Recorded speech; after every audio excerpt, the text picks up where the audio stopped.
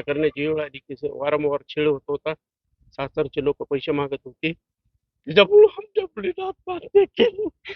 आम्हाला ते पैसे इथं आलो तर आम्ही कलेक्टर ऑफिस पाशी 4 दिवसात अटक नाही झाली तर आम्ही इथं धरणं आंदोलन करू. आम्ही पोलीस पोलीस प्रशासन गंभीरता घेत नाही, त्याच्यावर दखल देत नाही. दमन तपास चालू. राजकीय अधिकारी त्यांच्या पाठीशी आहेत. त्याच्यामुळे ते ते वैयक्तिक सरपंच आहेत, मुलीचा सासरा सरपंच आहेत त्यांच्या गावचे, एक खेड्यातले राहतात प्रॉपर देवराई. वारंवार छळ करीत होते. काय सांगितलं? मुलगी म्हणत होती असं करते तसं करते. आम्ही म्हणलं समजून घातली, देऊन सोडली, आणली.